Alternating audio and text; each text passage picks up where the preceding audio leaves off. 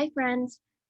To celebrate Martin Luther King Jr. Day, we are going to read I Have a Dream, which is Dr. Martin Luther King Jr.'s famous speech. And his speech is in here. And there is a foreword, which means a little note by Coretta Scott King. Yes, there is a relation. And this book features paintings by 15 Coretta Scott King Award and Honor Book artists.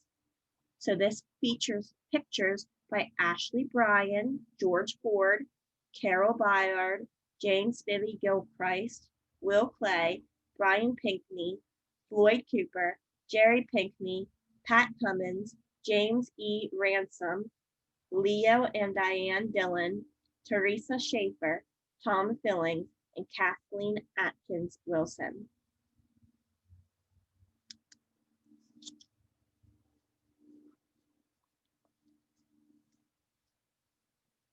On August 28, 1963, Dr. Martin Luther King Jr. delivered a speech that moved and inspired America at a time when our country was plagued by racial injustice.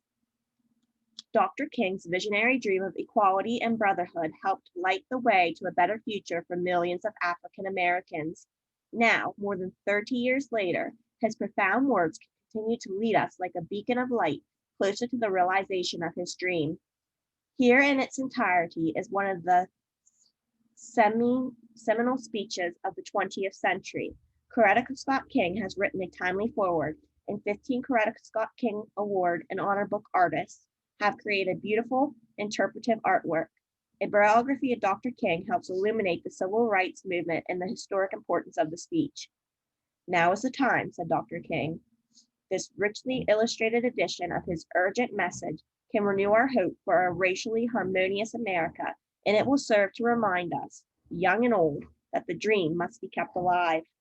And this book was actually mine from when I was about your age in May of 2004. So I would have been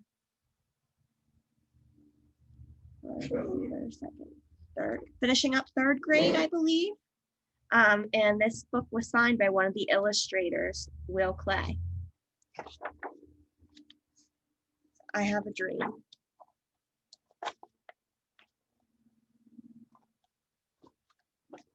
This is the foreword by Coretta Scott King. My husband, Martin Luther King Jr., had a great dream for America. He believed that people of all colors and religions could learn how to live together and treat each other like brothers and sisters.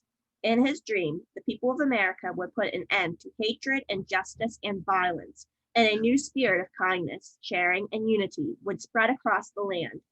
He believed that we could achieve this dream if we would all make a commitment to forgiveness, justice, and love for each other.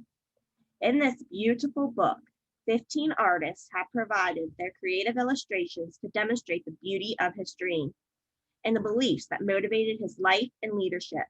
Their artistry blends beautifully with the inspired message that he shared with millions of Americans at the March on Washington on that magical day of August 28, 1963.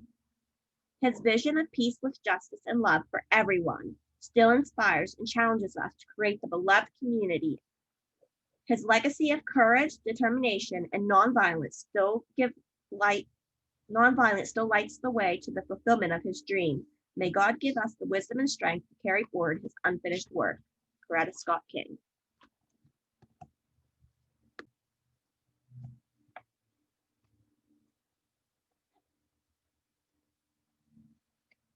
I am happy to join with you today in what will go down in history as the greatest demonstration for freedom in the history of our nation. So this is in Washington, D.C., our country's capital. And right here, this is the Washington Monument to honor George Washington. And this is the reflecting pool.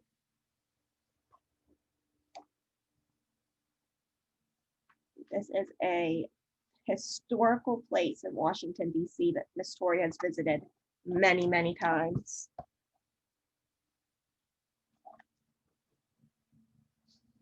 50 years ago,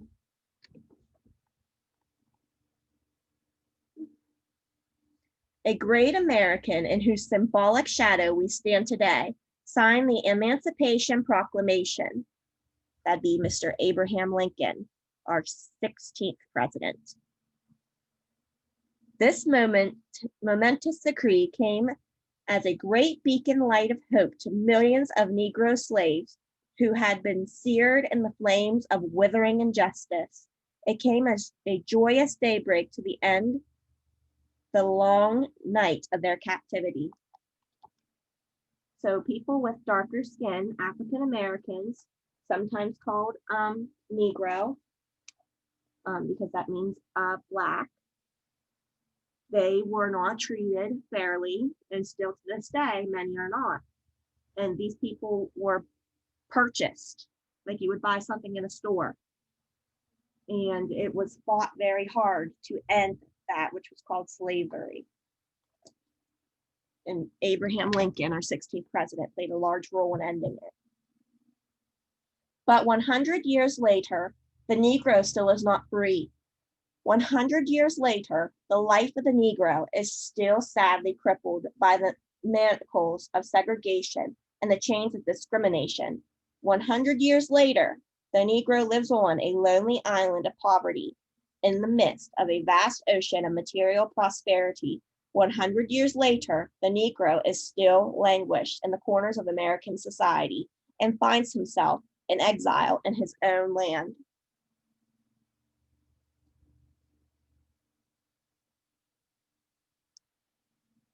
So the slavery chain is broken, but man still struggles.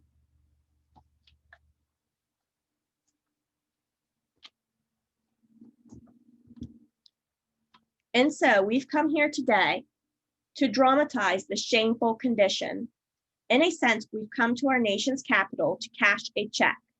When the architects of our republic wrote the magnificent words of the Constitution and the Declaration of Independence, they were signing a promissory note to which every American was to fall heir.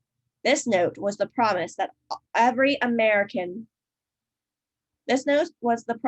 all men, yes, Black men as well as white men, would be guaranteed the unalienable rights of life, liberty, and the pursuit of happiness. It is obvious today that the America has defaulted on the promissory note insofar as her citizens of color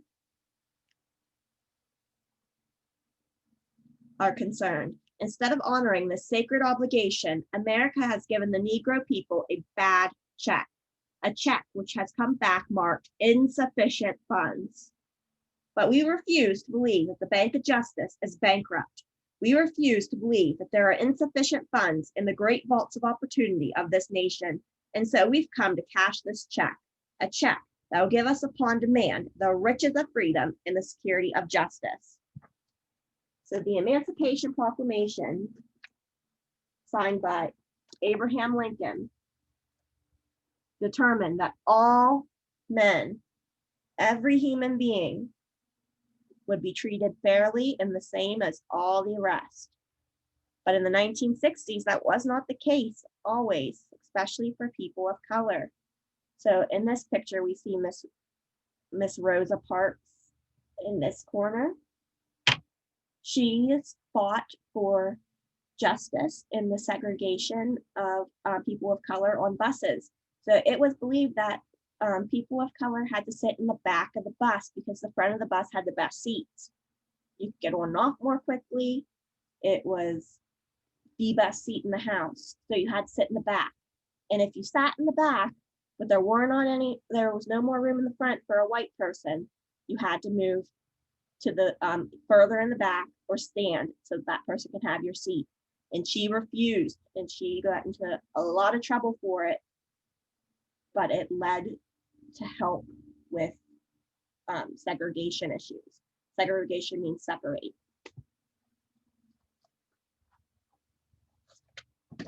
We have also come to this hallowed spot to remind America of the fierce urgency of now. This is no time to engage in the luxury of cooling off or to take the tranquilizing drug of gradualism. Now is the time to make real the promises of democracy. Now is the time to rise from the dark and desolate valley of segregation to the sunlit path of racial justice. Now is the time to lift our nation from the quicksands of racial injustice to the solid rock of brotherhood. Now is the time to make justice a reality for all God's children. It would be fatal for the nation to overlook the urgency of this moment. The sweltering summer of the Negro's legitimate disconnect will not pass until there is an invigorating autumn of freedom and equality. So Dr. Martin Luther King would like to see everyone, men, women, and kiddos, getting along. 1963 is not an end, but a beginning. And the Negro needed to blow off steam and will now be content will have a rude awakening if the nation returns to business as usual. There will be neither rest nor tranquility in America until the Negro is granted his citizenship rights. The whirlwinds of revolt will continue to shake the foundations of our nation until the bright day of justice emerges. So people of color and some of their allies would fight. They did not go, like Miss Rosa Parks did not move. So other people just didn't move. So they wouldn't go on the buses. They'd walk to where they needed to go, even if it was a very, very, very long ways away. People of color weren't allowed to go to certain places or use certain things, but they did it anyway, just to stir it up and fight for their rights.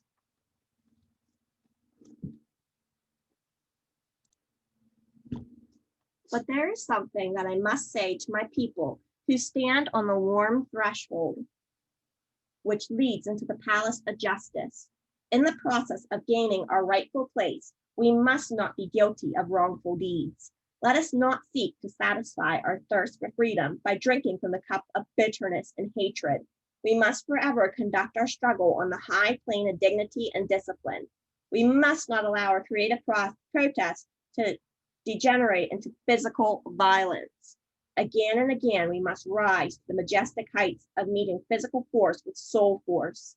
The marvelous new militancy which has engulfed the Negro community must not lead us to a distrust of all white people, for many of our white brothers, as evidenced by their presence here today, have come to realize that their destiny is tied up with our destiny, and they have come to realize that their freedom is inextricably bound to our freedom. We cannot walk alone. So these people went to a diner that they were not allowed in and sat at a bar that the bar table they were not allowed to sit at. And they were treated very poorly, but they kept their heads up and they stayed positive and did not react in a mean way. And as we walk, we must make the pledge that we shall always march ahead. We cannot turn back. There are those who are asking the devotees of civil rights, when will you be satisfied? We can never be satisfied as long as the Negro is the victim of the unspeakable horrors of police brutality. We can never be satisfied as long as our bodies, heavy with fatigue of travel, cannot gain lodging in the motels of the highways and the hotels of the cities. We cannot be satisfied as long as the Negro's basic mobility is from a smaller ghetto in a larger one.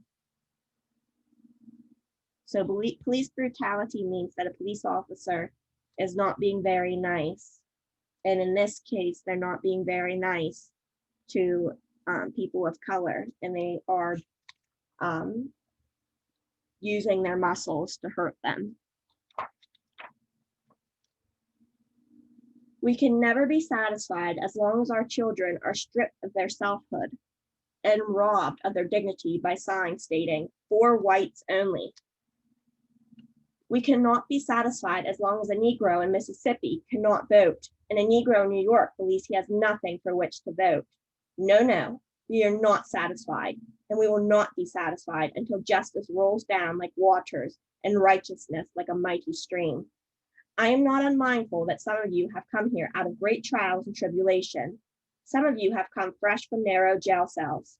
Some of you have come from areas where your quest for freedom left you battered by the storms of persecution and staggered by the winds of police brutality. You have been the veterans of creative suffering. Continue to work with the faith that unearned suffering is redemptive. Go back to Mississippi. Go back to Alabama. Go back to South Carolina. Go back to Georgia. Go back to Louisiana. Go back to the slums and ghettos of our northern cities, knowing that somehow this situation can and will be changed. Let us not wallow in the valley of despair. So things will get better, but they'll only get better if you keep your head up and you fight for what's right. And that involves everyone. You can't sit back and watch people be bullied. You have to speak up, even if that's just to tell a grown-up. I say to you today, my friends, that even though we face the difficulties of today and tomorrow, I still have a dream. It is a dream deeply rooted in the American dream. I have a dream that one day this nation will rise up and live out the true meaning of its creed. We hold these truths to be self-evident, that all men are created equal. I have a dream that one day on the red hills of Georgia, the sons of former slaves and the sons of former slave owners will be able to sit down together at a table of brotherhood. I have a dream that one day, even the state of Mississippi, a state sweltering with the heat of injustice, sweltering with the heat of oppression, will be transformed into an oasis of freedom and justice. And this picture was drawn by William Clay. That's why he signed this page. I have a dream that my 4 little children will one day live in a nation where they will not be judged by the color of their skin, but by the content of their character. I have a dream today. I have a dream that one day down in Alabama, with this vicious racist, with this governor having his lips dripping with the words of interposition and nullification, one day, right there in Alabama, little black boys and little black girls will be able to join hands with little white boys and white girls as sisters and brothers. I have a dream today. I have a dream that one day every valley shall be exalted, every hill and mountain shall be made low, the rough places shall be made plain, and the crooked places will be made straight. And the glory of the Lord will be revealed, and all flesh shall see it together. This is our hope. This is the faith that I go back to the South with. With this faith, we will be able to hew out the mountain of despair a stone of hope. With this faith, we will be able to transform the jangling discords of our nation into a beautiful symphony of brotherhood. With this faith, we will be able to work together, to pray together, to struggle together, to go to jail together, to stand up for freedom together, knowing that we will be free one day. This will be the day when all of God's children will be able to sing with new meaning. My country, 'tis of thee, sweet land of liberty, of thee I sing. Land where my fathers died, land of the pilgrim's pride. From every mountainside, let freedom ring. And if America is to be a great nation, this must become true.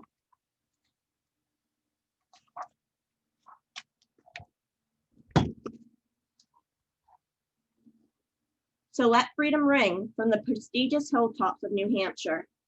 Let freedom ring from the mighty mountains of New York. Let freedom ring from the heightening Alleghanies of Pennsylvania. Let freedom ring from the snow-capped Rockies of Colorado. Let freedom ring from the curvaceous slopes of California. But not only that, let freedom ring from the Stone Mountain of Georgia.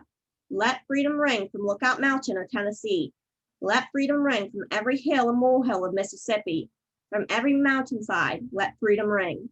And when this happens, and when we allow freedom to ring, when we let it ring from every village and every hamlet, from every state, every city, we will be able to speed up that day when all of God's children, Black men and white men, Jews and Gentiles, Protestants and Catholics, will be able to join hands and to sing in the words of the old Negro spiritual, free at last, thank God Almighty, we are free at last.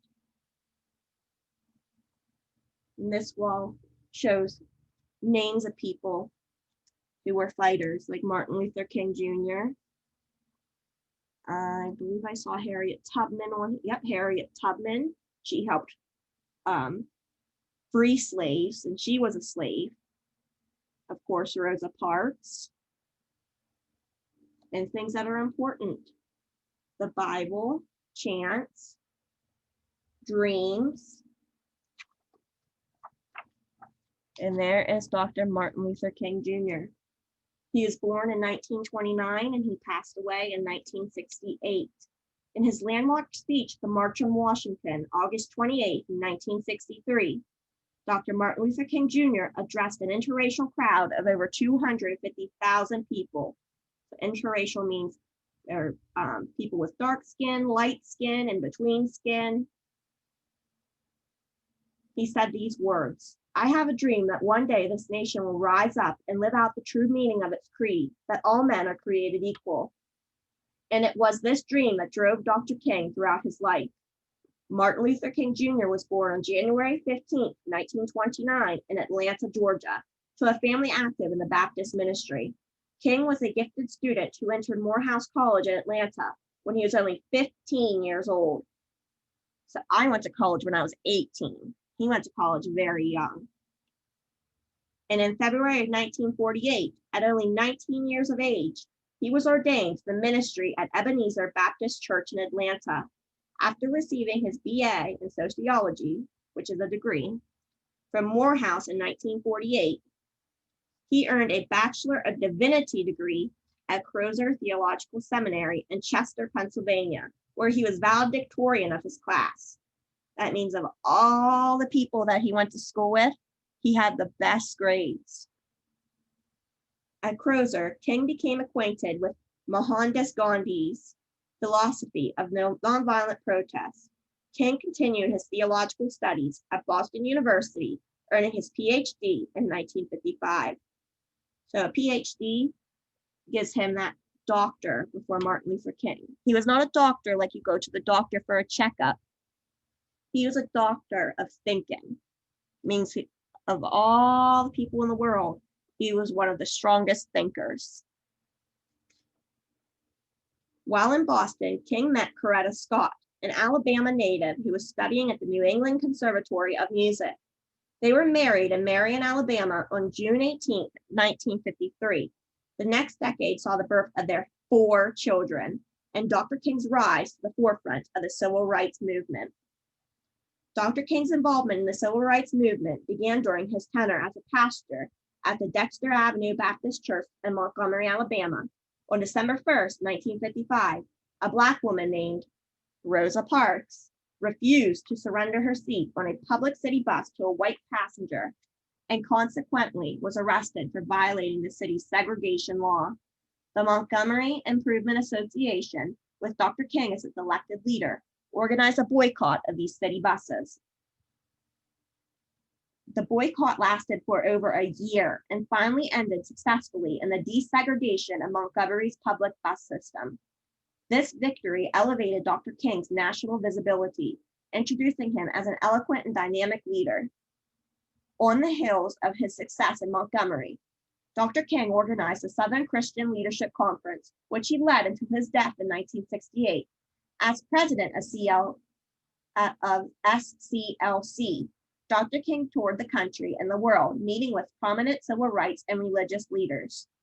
In 1960, Dr. King returned to his native Atlanta. During these next years, the height of the civil rights movement, Dr. King had to test his doctrine of nonviolence often, as he was arrested 30 times for his participation in civil rights demonstrations. A protest in Birmingham, Alabama, in the spring of 1963 put Dr. King in prison.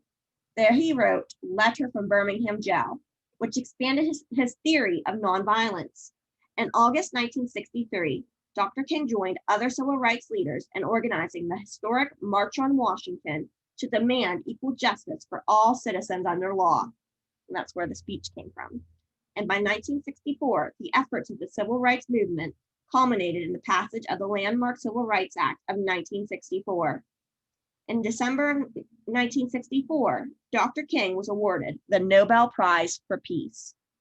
That means the world recognized that he was a very, very powerful man whose goal in life was to make everyone feel at home. Dr. King traveled to Memphis, Tennessee in 1968 to support a strike by the city's sanitation workers. On April 4th, while standing on the balcony of a motel, Dr. King was shot and killed. The assassin, which means the person who shot him, James Earl Ray, pleaded guilty, but later recanted, which means he said, I didn't do it. And without a jury trial, he was sentenced to 99 years in prison. Dr. Martin Luther King Jr.'s legacy lives on. The books he wrote, the speeches he delivered, the lives he touched, all have empowered us to fulfill his enlightened dream. So about the artwork in this book. All of the artists in this book are recipients of the Coretta Scott King Award and/or have been named Coretta Scott King Honor Book Artists for the work in previously published books. The Coretta Scott King Award is presented annually by the Coretta Scott King Task Force of the American Library Association's Social Responsibilities Roundtable. Recipients are African American authors and illustrators whose distinguished books promote an understanding and appreciation of the culture and contribution of all people to the realization of the American dream. The award commemorates the life and work of Dr. Martin Luther King Jr. and honors his widow, Coretta Scott King, for her courage and determination in continuing the work for peace and brotherhood. So all the people who drew the pictures for this book won that award for one book or another. So very cool. And each of the illustrators made a comment. So let's find Will Clay, since he's the one who signed my book. So we have Leo and Diane Dillon, Lloyd Cooper, Jerry Pinkley, Pat Cummins, Jan Spivey Gilchrist, Ashley Bryan, Brian Pinky, George Ford, Taria Schaefer, Tom Billings, James E. Ransom, Will Clay. I have a dream today. My painting illustrates the joy and excitement I often share with children of different backgrounds who perform for me when I visit schools around the country. He visited my school. That's how I got this book. It is quite an inspiration. The dream lives on today. While there has been much progress towards achieving Dr. King's far-reaching ideals for our nation, our struggle must continue. Each generation to hear Dr. King's hopeful words should be duty-bound to apprise each new generation of its value and importance to our future. Will Clay. And of course, there's also Kathleen Atkins Wilson and Carolyn Beyer.